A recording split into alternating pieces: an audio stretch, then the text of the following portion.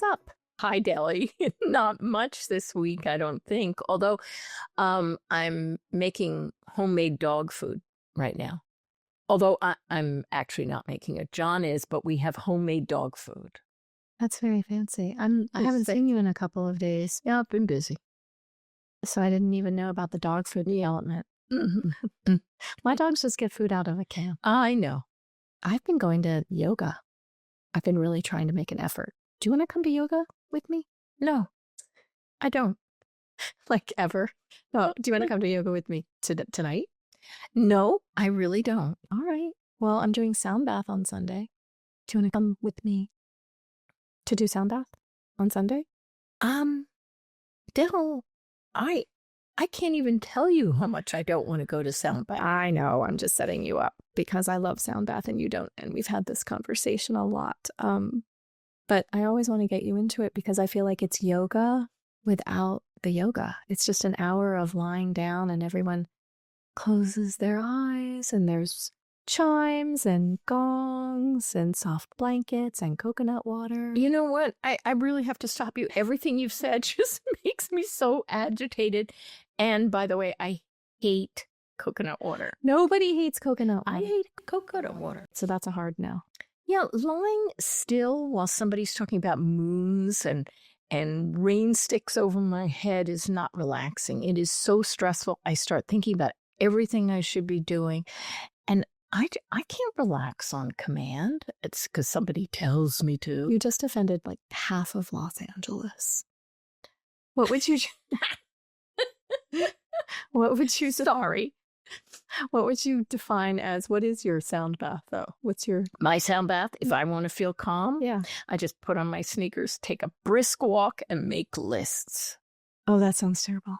I'm like, float me away. You know, it's generational. I don't need to actually dissolve. I need to accomplish. So I don't like coconut water or an hour of listening to somebody talking about moons and houses and my births. Well, you know what? You're not really that good at sound bath anyway, because every time I look at you, you're looking at your watch. Because I'm hoping for it to be over, and it's never over on time. You know what? I'm uninviting you. Okay, I'm uninviting I don't you want to from go. sound- And I'm going to uninvite Eric too. I'm just going to go. And Eric just goes and says, "Oh, I love sound bath," and then he goes to sleep immediately. Snores. I have him snoring on one side and you checking your watch on the other side. That's It's really actually not a good deal for me now, but I'm thinking about it. This week on So Mom, we're joined by the incredible Dr. Jennifer Wells, an educator, leader, and changemaker whose work sits at the intersection of higher education, organizational leadership, and social justice. From defining what DEI really means to navigating burnout, backlash, and the daily practice of showing up with integrity, Jen shares her insight with warmth and clarity. We talk about what it takes to build authentic, lasting change inside institutions, why mentorship matters, how to stay the course, and what gives her hope for the future. Jen holds degrees from UCLA and USC, including her doctorate in organizational change and leadership. Currently, Jen serves as Chief of Staff for Alumni Engagement at UCLA, where she supports cross-functional teams in career engagement, leadership development, and diversity initiatives. In her downtime, Jen loves art museums, botanical gardens, bullet journaling, and a good show tune sing-along. Jen, we're so happy to have you here, and the show tune will be at the end of our podcast. Wonderful. I can't wait to see what you've We've been selected. practicing. Yeah, we have. So, Jen, there's a lot of confusion about what DEI really is. And can you share your own definition of DEI? Yeah, of course. So I like to take a more overall human picture to it. It's really thinking about when we have communities that we really want to make sure are performing at their best, are inclusive and welcoming of everyone. You really are looking at those words, diversity, equity, and inclusion, right? Like, how many differences can we celebrate that make our community a mosaic of different individuals? And so I think for me, it really just means how can those who feel kind of on the margins and less included really become part of our community, especially if we're claiming that we are one. So why do you think the work has become such a political hot button? Yeah, I often I think about how when I've done trainings and workshops on DEI, how when folks hear about some of the practices to be more inclusive or more equitable, right? It's usually to open doors wider for other folks. And I think for some folks, depending on their identities or their backgrounds, that door has always been open. And so when they feel that maybe the door is being closed on them in order to allow others to come in the door, it can raise this feeling of like, what about me? And so I do feel like because of the success really of DEI work, and because we have been able to move the needle on having more representation in media or really see, more access in education. When I think about higher education, I think that there might have been folks who those systems have always been built for, who feel that somehow their place in that system or that organization or that community is now in jeopardy because we're trying to be more inclusive. That makes sense. I'm interested because your work is kind of in this intersection of education and leadership and equity. What does that look like for people who are listening? Like, how do you make that, how do you build equity in a place that's like in your family, in the community, in your like everyday? Well, how do you talk about that? I'd gone to this training called the Social Justice Training Institute, and they talked about this practice called PAN, and it's really this acronym that stands for paying attention now.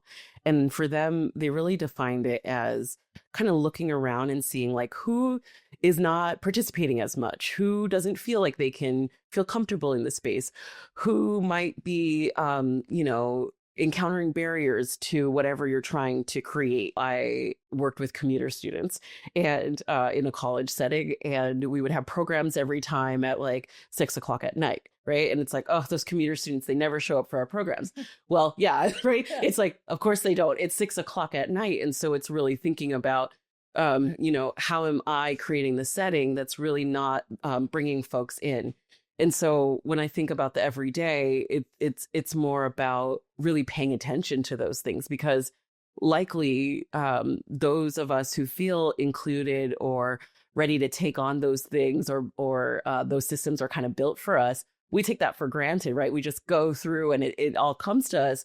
But for those who don't feel included or can feel like something's not built for them, it's really important for those of us who maybe are in positions of power or positions of influence to really take advantage of how can we create that environment and be more mindful of welcoming those folks in, because we really lose nothing by doing that. We really are just thinking of ways that what I love and have access to and feel that community and that those systems of support, how can everyone I love, I care about in my community or in my family also access that? I noticed being in a school that when students took ownership and created some of the lessons, Yes. it didn't fall to some students to stand in for all students. Yeah. And I watched them relate to their classmates, and it was so different than having, a few kids after a conference stand up and represent all students of color, Right. And to their classmates. I mean, what a burden on them. Absolutely. But when they helped to co-create a program and could be guides, it really felt more meaningful. Yeah. And I wonder if you could speak to some of what you've seen of the performative versus the authentic DEI work. I think your example, Priscilla, about kind of student-led lessons is a really great one, because I think to your point, right, in my experience working on like lessons with students, when they get really excited about what they want to share with their school community, they have the support of advisors or teachers who are helping them build that curriculum, then share that with their school. It's really exciting because they get to center what they want to talk about and what they feel their classmates need to know. Being mindful of like not always putting that labor on the students, but like you said, it's a delicate balance of like, we don't want to put that labor on them, but we also want to make sure that they feel included, that they feel like it represents them. And I think part of how we do that balance is really being just mindful of like, when should we be taking on some of that labor, and when, how can we facilitate their ideas to do that? Yeah. Yeah. Years ago, I mean, long before I came out here, and I was doing admissions work and trying to recruit more students of color. Yeah. I can remember the kids just hating to be pulled into pictures. Mm-hmm. Yeah. And they saw it as fake. They saw it back then as performative. Yeah. And I remember pulling together, because the student body president was a Black woman who went to a historically Black university, because she said at one point, no offense, I really don't mean this, but I just crave being around people who look like me. Yeah. And I thought, well, this is lonely. You're a leader, and you're having to take all of this on. Yeah. And we created a brochure for Black students, designed by a professional and with our Black student input. Yeah. Like, what do you want to know? What questions? Absolutely. So they were very real and very difficult. The adults in the community didn't love it necessarily, because it was, it felt real to what they were asking. Yeah. And I kept saying, but that's what our students are asking. It's what they need. I mean, when I was once at a college, I got the opportunity to work with our admissions office, and they had this experience where they would bring in prospective students of color to have an immersive experience. When they told me about it, we were getting a lot of feedback that the students felt like it was then not aligned with when they went to the school, which was predominantly white. And so they were like, this is really like, it's doing a bait and switch on me. And so I asked more questions of the admissions office, and I was like, so tell me more about this program. And so they would tell me about this beautiful program where they brought in the alumni, they brought in current students, they talked about all the support that's available for the students, and then they would leave for the day, right? Like it was wonderful and beautiful, but they weren't really interacting with the college campus. And so what I shared with them was like, I think, what if you thought about it as a both and, right? You have a weekend where you are bringing in all prospective students anyway. Have them go through that. They need to see what the school is actually like. And then at the nighttime, can they see what community looks like for those students who are living at the college every day? So it's not trying to hide what the experience would look like, but it is tailoring and making sure that they can ask those questions about what support is here, what does the real life experience look like. And I think that resonates when you were sharing that story. Yeah. Yeah. I remember there was this, I mean, it's just sort of off this brochure when my older son, who identifies non-binary, was shot for the cover of one of the school brochures. And then the boy he was sitting next to was a Black child, and they were both kind of presented. And we didn't know, he just sort of, it was sort of like in friendship, but the kids didn't know each other. Yeah. Anyway, the boys' dads called us up and were like, we're sort of feeling weird about this. Yeah. And how are you feeling? And we thought, well, we're sort of feeling a little bit weird about this. But the upshot was we became really good friends with the dads. Yeah. And then we were sort of able to have different conversations. Yeah. And this was back in Brooklyn, but it was sort of an interesting way in that was not, we didn't feel good about it, but then we ended up thinking, well, we built a little community out of that strange moment. Yeah. And I think what we're talking about is almost the relationship building behind all of this, right? Yes. Right. Like, it's one thing to kind of be like, hey, you come over here and being on this profile, or like I'm doing shots and suddenly this photographer is in the face of those folks who look different, right? Yeah. It's different when, the leader of the school, for example, has built relationships with parents, has built relationship with the kids, and they have that ability to kind of talk through what their approach is to building community, right? That means then when the kid sees themselves on the brochure, there's a little more trust that like, there's an authenticity behind this. I already can see that my community might not be diverse, and it's important for me to see folks like me in order for me to welcome other folks who might be curious about how they fit in this community. Now, without that relationship, or kind of like almost making good on it in other ways besides the brochure, that can really feel tokenizing. But with the like actual relationship and the like, here are all the other ways we do this work besides just putting you on the brochure, that makes a lot of difference than from feeling tokenized versus actually feeling engaged or being welcomed into the common goal of having a more like diverse community. That's really well said. That's interesting. So I want to ask, just in terms of practice, what advice would you give somebody who's kind of new to it, doesn't really understand it, but wants to do well and wants to lead with integrity? Yeah. Yeah. I feel like folks who are new to it, one, I will say, don't get discouraged, because part of this work entails making a lot of mistakes, right? And so you might, you'll do one thing and you're really excited about the thing and you're like sharing with someone, oh, I have this beautiful, like I have this shirt and it has like, we believe in science in this household, right? Like, and they're sharing this and someone might tell you like, okay, you have a shirt on, what have you done for me lately, right? And that could be, really hard to hear.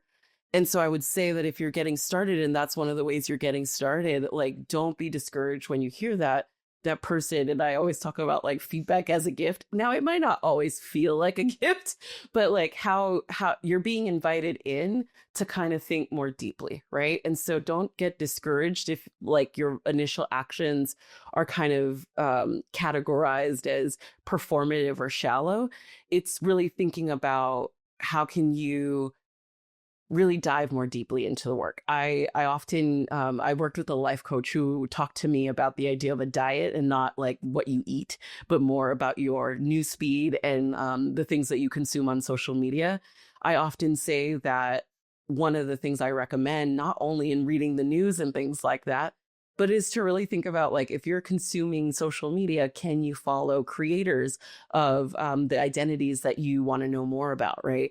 So you're really hearing directly from that community what is going on for them, what they care about, how they phrase things that matter to them, and kind of picking that up. And again, you might be in another space and you try it out a little bit, right, where maybe you reflect that language or reflect that that that's a concern for the community. Again, someone still might come and tell you, don't speak for me, right? But you're getting a little bit closer to making sure that you're engaging and taking those things into consideration. The other thing I usually talk about, and I'm forgetting the author, but that idea of looking at our spheres of influence and control. I think one of the things that I tell everyone is that we really can get clear on what we have direct control over, what we have influence on, what we have, influence on. And those circles are different things for us, right? So for example, you all have the ability to choose to have this as your topic for your podcast, right? That is something within your control.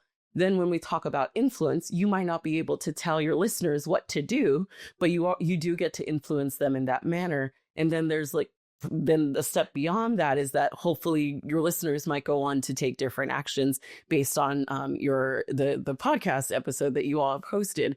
And I think we could see that in our everyday lives as well. And I think like those are some of the things, like if you don't know where to start, lean into that human, that community, that care for someone.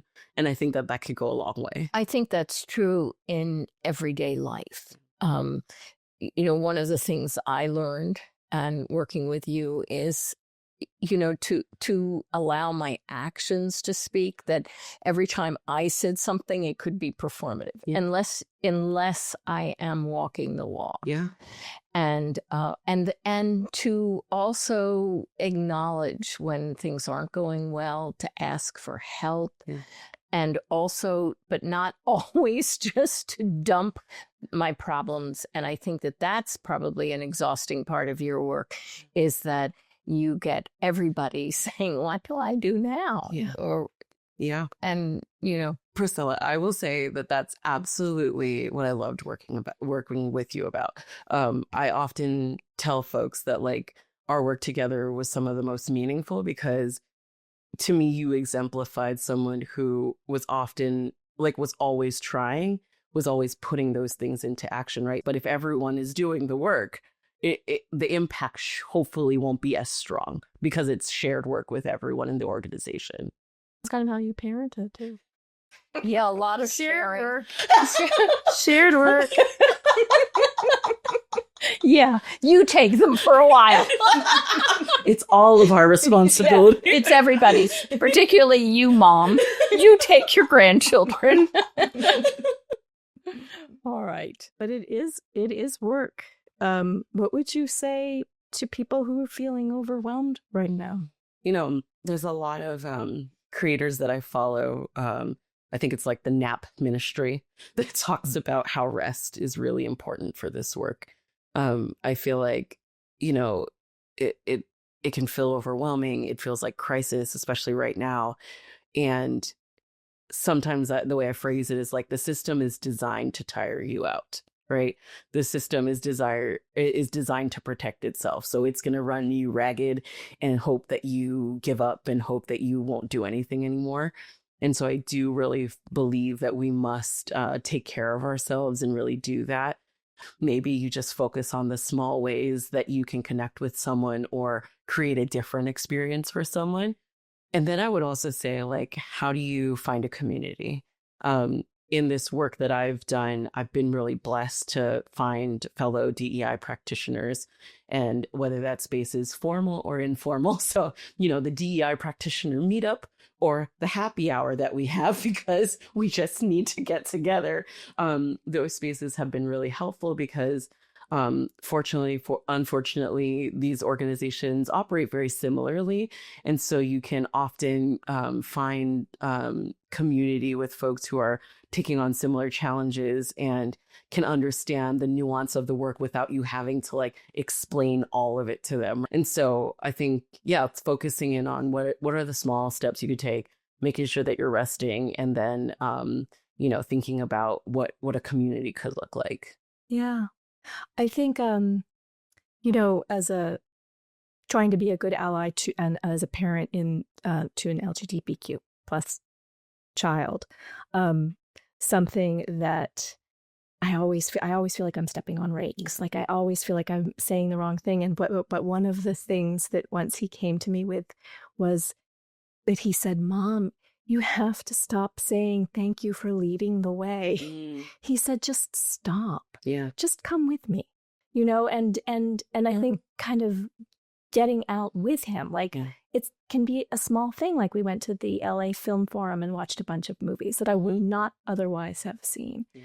To me, it's sort of like everything that you're saying really comes home for me when I think about what is it like to wake up and be him in this country today, you know? And it's sort of like, well, I don't want to say lead the way. I want to say, here I am. Yeah. Yeah, I think parallel will also hear a lot of like, you're so strong. Yeah. Like, right. And I remember someone saying to me, like, I don't want to be strong today. Right. Yeah. And so I think I love that you're thinking about like, it's almost like you're showing you're leading the way through actions, right? Like you're coming along and you don't have to say it out loud. You could just be, and that is still like honoring what he's doing. Right. Yeah. And who he is. And right. Yeah. What do you hope for sort of these next generation leaders? What are, when you're looking at young people, what are you hoping and thinking about? I think now working in the alumni space is really fascinating to me. And especially I'm a self-identified millennial. And so I get the really like unique opportunity of truly sitting with elders and then sitting with recent alums.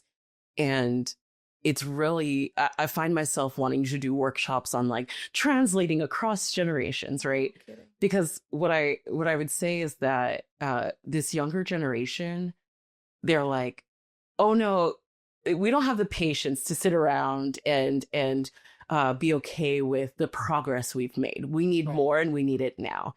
And then you'll have some of our more wise and oftentimes the folks who led the path for these conversations to even happen saying, you should be thankful that we're even this far because in my day, XYZ, right?